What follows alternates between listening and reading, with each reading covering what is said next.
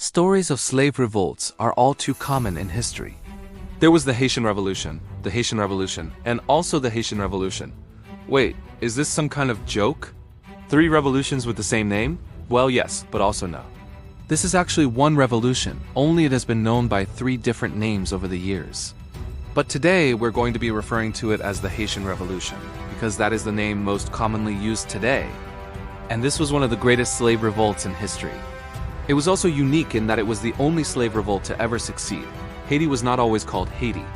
In fact, it wasn't even a country at the time. Instead, it was a colony of France known as Saint-Domingue. And Saint-Domingue was one of the most valuable colonies in the world. It produced more than twice as much revenue as any other colony in the French colonial empire, and was the largest producer of sugar in the entire world.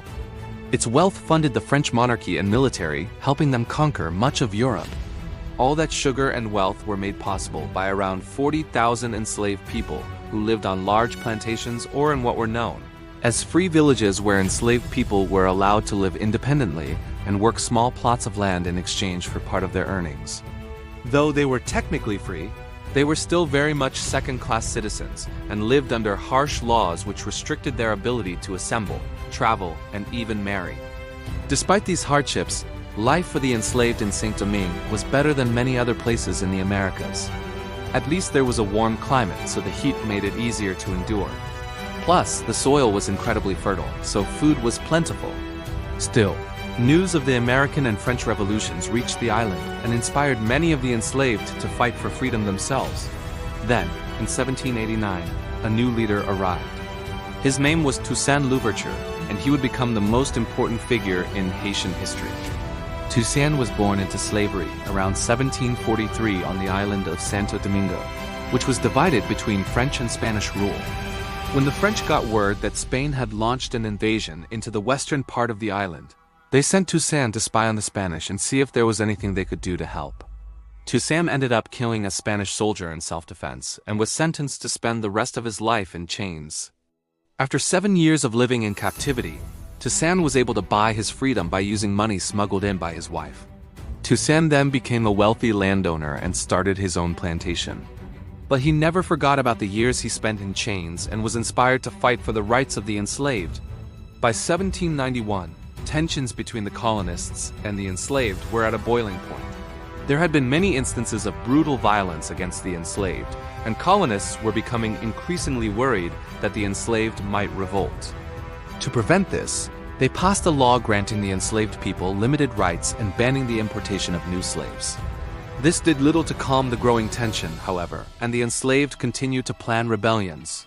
Then, on August 22, 1791, a full moon night, rebel leaders gathered together in a secret ceremony where they made plans to launch a massive slave revolt. The plan was for everyone to rise up at the same time and kill every colonist they came across.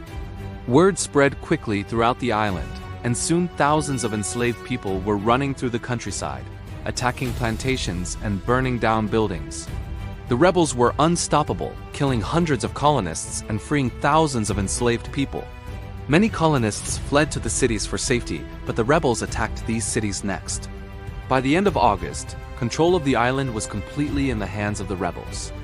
Though they had won control, the rebels were divided over what to do next. Some wanted to simply kill every single colonist on the island, while others wanted to negotiate for better treatment. Toussaint, however, wanted something more. He didn't just want to fight for rights or independence for the enslaved. He wanted complete freedom, but he knew that wouldn't be easy. To win their war for independence, they would need allies.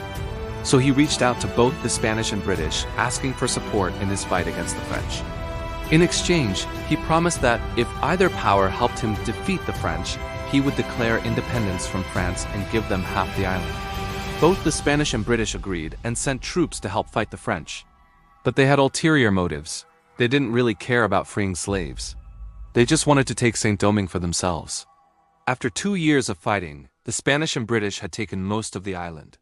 But suddenly, out of nowhere, a French army landed on Saint-Domingue with orders to retake the island. Toussaint immediately realized that he couldn't defeat the French, Spanish, and British all at once. So he made a deal with the French. He would give them back half of the island if they granted freedom to the enslaved. Unfortunately for Toussaint, The French went back on their deal and arrested him. They imprisoned him for 18 months before shipping him off to France, where he died. But the people of Haiti weren't willing to go back to slavery. They fought the French until 1804, when Napoleon was forced to recognize Haitian independence. Soon after, Haiti became the first country in the Western Hemisphere to abolish slavery and the only country to be founded by a successful slave rebellion. For Haitians, this was an amazing victory. Finally, they were free from slavery and could govern themselves. Unfortunately, this victory came at a great cost. The war had devastated the economy of the island. Plantations were burned, infrastructure was destroyed, and much of the population was dead. Although Haiti was independent, it was now poor and isolated from the rest of the world. In the years since then, Haiti has recovered economically and continues to be a beacon of hope for those fighting for freedom around the world. As the first country to abolish slavery, Haiti played a major role in the abolitionist movement. Frederick Douglass, an escaped American slave who became a prominent abolitionist, famously visited Haiti in 1846 and was inspired by what he saw there. He wrote, "I find that the most dangerous enemy of the United States is the free colored population of the South. They are more to be dreaded than 1,000 armed rebels or treasonable fellow citizens." Though Haiti is best known for its role in the fight against slavery, it has also had a major impact on art and culture. The nation has a rich tradition of music and dance, which is often used to express social and political commentary.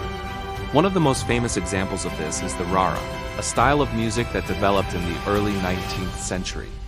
Rara bands would play music and dance through the streets, often while carrying banners with political messages.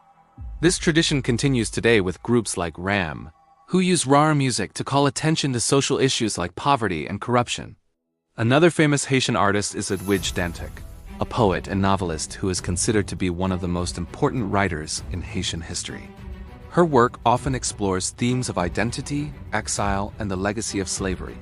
She is best known for her novel Breath of the Beloved, which tells the story of a young girl growing up in Haiti during the Duvalier dictatorship. Today, Haiti remains a poor country by Western standards. But despite this, Haitians are known for their vibrant culture and their contributions to art, music, and literature. The Haitian Revolution was a remarkable achievement, and it is a testament to the courage and determination of the Haitian people. What do you think would have happened if the Haitian Revolution had failed? Let me know in the comments below. Also, thank you to our supporters. We wouldn't be able to make videos like this without your help. Be sure to subscribe if you haven't already, and I'll see you next time.